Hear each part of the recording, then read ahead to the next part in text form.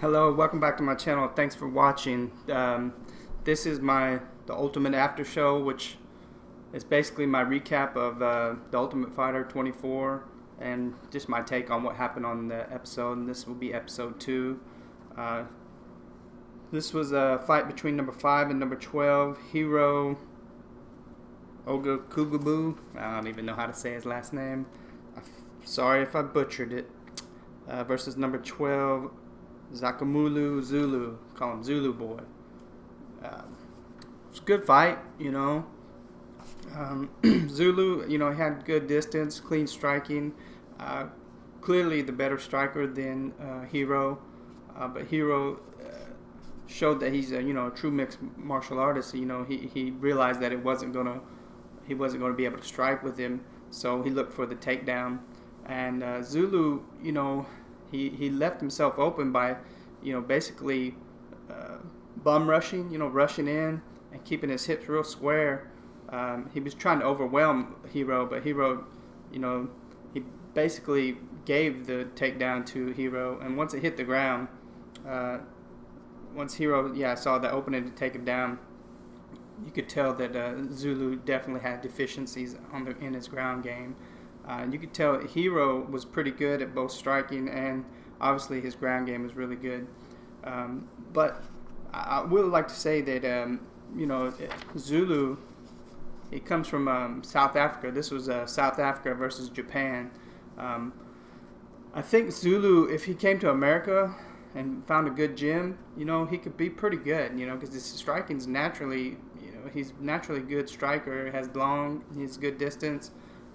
Striking shown that pretty good, and he even mentioned in the episode that they don't even have a real gym in South Africa or where he's from, which shows me that just through his sheer hard work and determination that he's grown as a fighter and become a champion in his organization.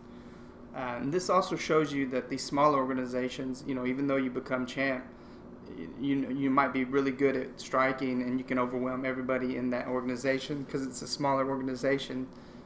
When you come up to the big leagues, you gotta be well rounded. You gotta know everything. So I thought Hiro looked really good, and he got him down in the first round. Almost got the rear naked. In the second round, Zulu came out hard and looked really good.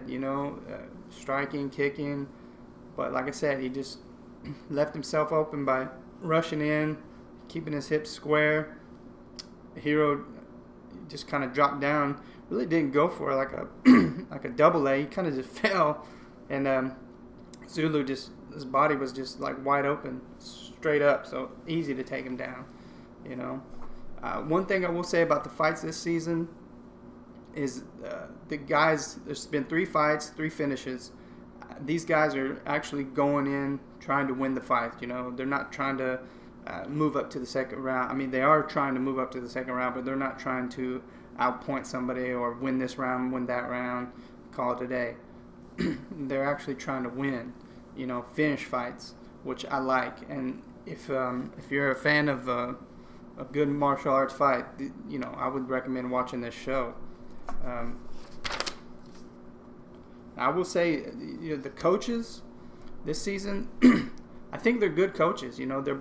Their coaching styles I've seen show that they care. They're really trying to not maybe mold these guys, but actually just give them some pointers and stuff, because these guys are kind of already not established fighters, but they already kind of have a skill level, which and also I will say that the language barrier is very difficult.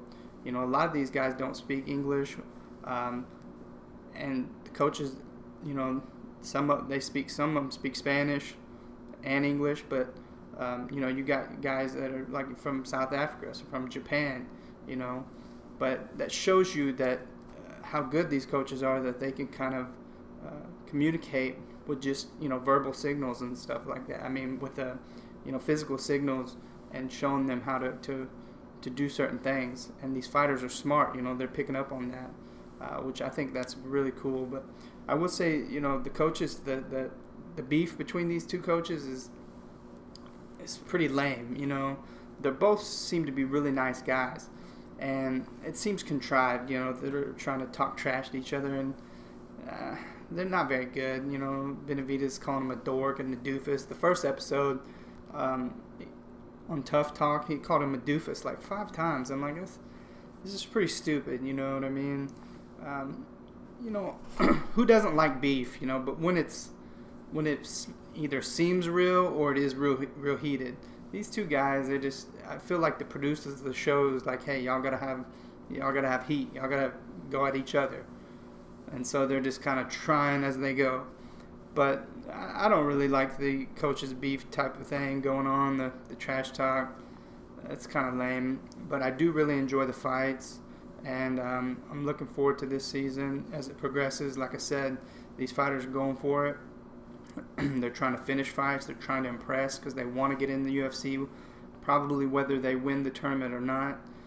So far, I haven't really seen anybody that I can foresee hanging with Demetrius Johnson. The first episode, Kai Kara, that guy, you know, he has knockout power. But the thing is, you know, you got to catch Demetrius. You know, Demetrius is so fast, in and out, bam, bam. You know, if you get him down, he's back up, you know. If Kai can catch him, obviously he's shown that he has knockout power, so he could foreseeably knock him out. But can he catch him?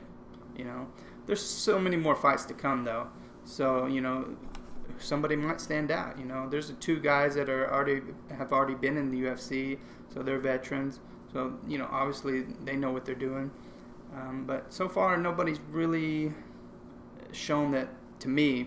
That, you know, who can hang with DJ, you know. But we'll see, you know. So far it's a good season. I recommend watching TUF 24 Wednesday nights. Give it a shot. Tell me what you guys think about the fights, who you foresee going on. You know, if you see anybody that you think can hang with DJ, let me know. Leave your comments in the comment section. As always, appreciate you watching. Until next video.